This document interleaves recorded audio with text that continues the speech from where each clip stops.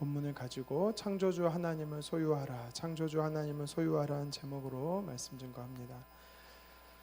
제가 인도를 단기 선교를 5번 다녀왔습니다. 5번 다녀오면서 놀란 3가지가 있습니다. 첫 번째는 우주에 로켓을 쏘아 올리는 나라로서 IT 강대국인 그곳에 아직도 신분제가 존재한다라는 것입니다. 카스트라고 하지요. 제3자의 입장에서 보면 이 신분이 너무 명확한 걸 보면서 한 가지 궁금한 게 생깁니다. 왜 노력해서 타파하려고 하지 않는가? 노력해서 이 신분제도를 없애려고 하지 않는가?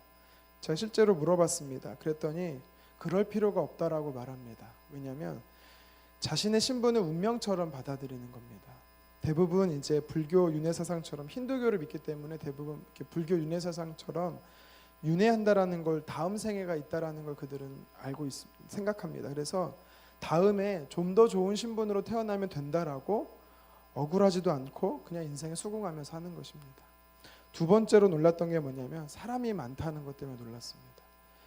도대체 그 많은 사람들이 다 어디서 나오는지요? 제가 그 뉴델리에서 바라나시라고 기차로 17시간을 타고 갔습니다. 가면서 정차를 하는데 역마다 마치 우리나라 명절에 고속버스 터미널을 연상하듯이 인산인해를 이룹니다. 똑같이 생긴 사람, 어둡고 똑같이 생긴 사람들이요 너무 많은 거예요. 정말 많은데 그 인도의 공식 인구수가 14억 5천만이라고 합니다. 중국이 14억 1천만이라고 하니까 세계에서 2번째로 인구가 많은 나라인데요. 사실 비공식적으로는 인도가 제일 많다라고 말합니다. 왜냐하면 중국은요 한 명만 낳고 잘 키우자는 이 산하 정책을 폈는데 인도는 그렇지가 않습니다.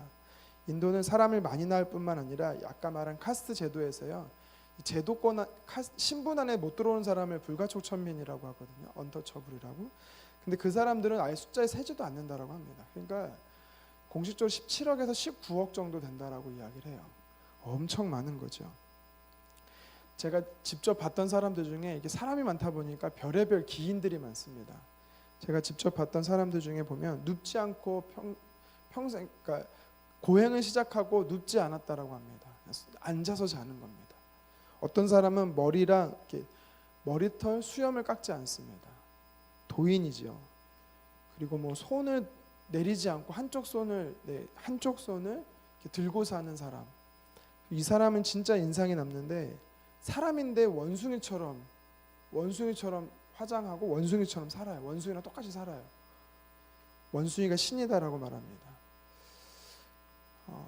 또 마지막으로 제가 놀랬던 것 중 한 가지 뭐냐면 인도에 가면 무려 신이 3억 개가 넘습니다. 보이는 게 다 신이에요. 그러니까 쉽게 말하면 뭐 동물들 중에 개, 소, 말, 원숭이, 쥐 다 신입니다. 우리가 잘 아는 소가 이제 소를 먹지 않죠. 신이라서. 뿐만 아니라 이 해, 달, 별, 비, 뭐 바람, 천둥, 태풍 자연 전체가 다 신이고요. 사람의 감정들도 다 신입니다. 희노애락뿐만 아니라 분노, 질투, 사랑과 관련된 신들이 굉장히 많습니다.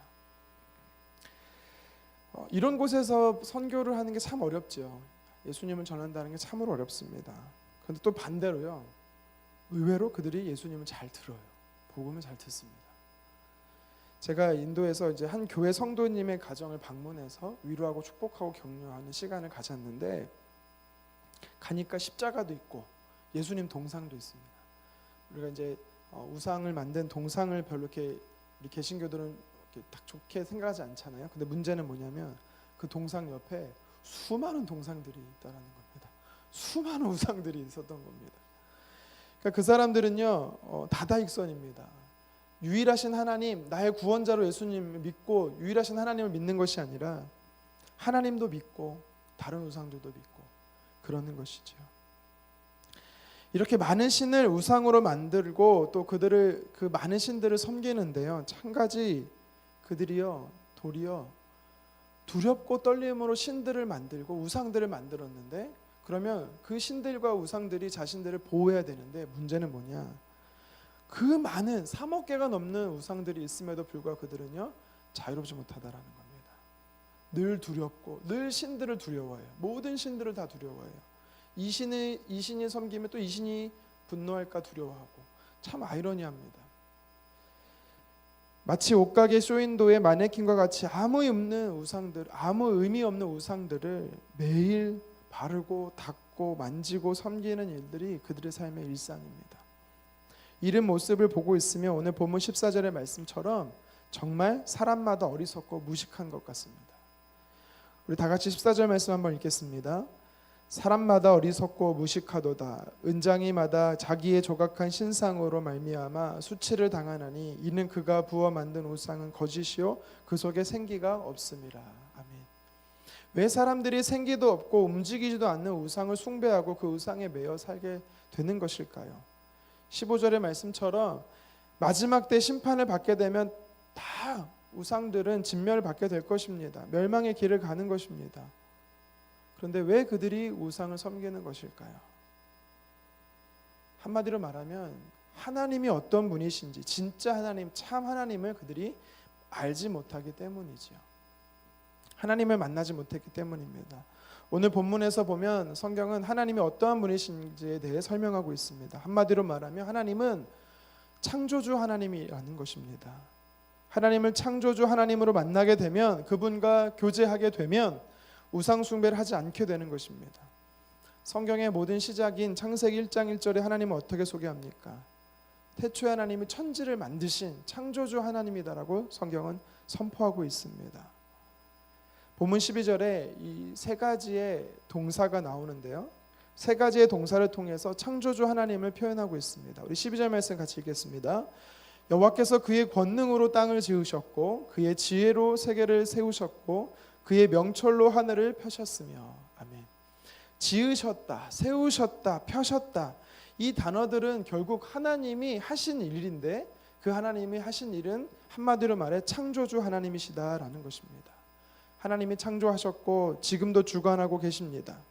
펴셨다라는 단어는요, 당시 이 고대 히브리인들이 이 사상 중에 하나가 뭐냐면, 세상을 하나님이 둥근 판에 만드셔서, 둥글게 만드셨는데 둥근 판에 만드셔서 해와 달과 별들이 달려있다 생각했습니다. 그러니까 하나님은 그걸 펴셨다라는 겁니다. 지혜로 펴셨다, 운행하신다라는 뜻입니다. 창조주 하나님께서 이 땅을 섭리 안에 이끌어가고 계시다라는 것을 성경은 이야기하고 있는 것입니다. 하나님 손 안에, 하나님 섭리 안에 하나님 다스리고 있는 것입니다. 그렇기 때문에 저와 여러분들, 하나님의 백성들에게 있어서는요, 우연은 없는 것입니다. 아니, 우연이라는 말하는 것도 하나님 섭리 안에 있는 것입니다. 북이스라엘 아합 시대에 엘리야가 비를 내리지 않도록 기도했습니다. 3년 6개월 동안 비가 오지 않았지요. 다시 기도했더니 또 비가 옵니다. 여호수아가 가나안 정복 전쟁을 벌일 때 전투가 끝나기 전까지 해와 달이 멈춘 사실을 우리는 성경을 통해 보게 됩니다. 히스기야 시대에 엘리야 선지자가 기도했더니 이 아하스의 일령표의 그림자가 뒤로 10도 물러난 사건, 정말 천체를 운행하신 하나님께서 성경에 역사하시는 것을 우리는 창조주 하나님이기 때문에 가능한 것을 우리가 볼 수 있는 것이죠. 이러한 거창한 것뿐만 아니라 소소한 일도 마찬가지입니다. 마태복음 10장 29절에 보면 하나님께서 허락지 않으시면 하늘에 나는 새도 하나님은 떨어지지 않도록 하신다라고 말씀하십니다. 모든 것이 하나님의, 창조주 하나님의 손 안에서, 섭리 안에서 운행되고 있다라는 것을 믿으시기를 바랍니다. 분명한 것은 성경은 하나님이 창조주라는 것입니다. 역사의 주관자 되신 하나님께서 그 손 안에서 지금도 다스리고 계신다라는 겁니다. 물론 우리가 다 이해할 수 없고 헤아릴 수 없고 하나님께서는 우리에게 다 설명하실 이유도 없습니다, 사실. 그렇기 때문에 그 하나님의 경륜을 우리는 다 이해하지 못합니다. 그래도 불구하고 성경은 하나님은 창조주다라고 말씀합니다. 우리가 이 창조주 하나님을 만날 때 우리는요, 하나님만 온전히 섬길 수 있고 우상을 섬기지 않을 수 있다라는 것입니다. 이렇게 창조주 하나님을 만나는 사람에게 하나님이 약속해 주신 것이 있습니다. 무엇이냐면 16절인데요, 하나님이 나의 분깃이 된다라고 성경은 말씀합니다. 분깃이 무엇입니까? 유산을 말하는 거죠. 전쟁에서 승리한 전리품이 바로 분깃이 되는 것입니다. 하나님께서요, 야곱의 분깃이 되신다라고 말하죠. 이게 무슨 뜻이냐면, 이스라엘 백성들에게 가나안 이 12지파 야곱의 자손들에게 하나님이 땅을 분배하십니다. 분깃으로 줍니다. 소유를 가지게 하지요. 그때 모든 지파들이 다 분깃을 소유합니다. 근데 레위 지파에게만 하나님이 땅을 주지 않습니다. 그리고 뭐라고 말씀하십니까? 내가 너의 분깃이 되겠다라고 이야기합니다. 이것은 한마디로 말하면 땅만 소유할 사람이 아니라 너는 나를 소유하는 자다. 다시 말해 전부를 소유하는 자가 될 것에 대해서 이야기하는 것입니다. 이 시대 레위 지파가 누굽니까? 바로 저와 여러분들이죠. 창조주 하나님을 소유한 자들이 바로 레위 지파인 것입니다. 오늘 하나님의 백성인 우리도 창조주 하나님을 온전히 만나고 섬기면 하나님이 우리의 분깃이 되어 주겠다라고 성경은 이야기하고 있는 것입니다. 마치 탕자의 비유에 나오는 이 둘째 아들은 유산을 받고 떠났지만 첫째 아들은 어떻습니까? 첫째 아들은요, 아버지가 뭐라고 말하냐면 다시 돌아온 둘째 아들 때문에 셈을 내고 있어요. 그랬더니 아버지가 뭐라고 말합니까? 너는 내가 너의 분깃인 것을 모르냐라고 말해요. 나의 것이 너의 것인지를 모르냐라고 이야기를 합니다. 우리가 창조주 하나님을 잘 모르면 이 분깃을 소유하지 못합니다.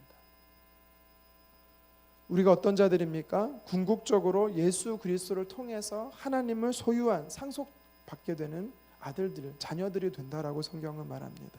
모든 것을 가지는 자들이라고 말합니다. 우리가 너무 이 물질에 대해서만 매여 있기 때문에 우리가 오해할 수 있습니다. 그렇지가 않습니다.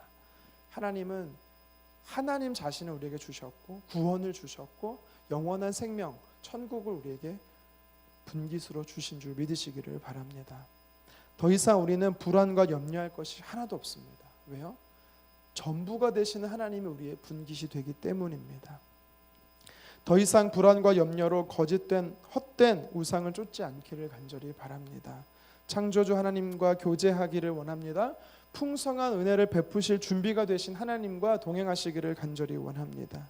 창조주 하나님께서는 우리의 분깃이 되기 때문에 우리가 하나님께 예수 그리스도의 이름으로 구하기만 하면 우리의 필요를 채워주실 줄 믿습니다.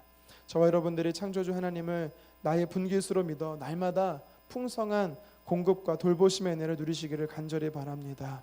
오늘 하루도 창조주 하나님을 소유함으로 담대하게 살아가는 저와 여러분 되기를 주님으로 축원합니다. 기도하겠습니다.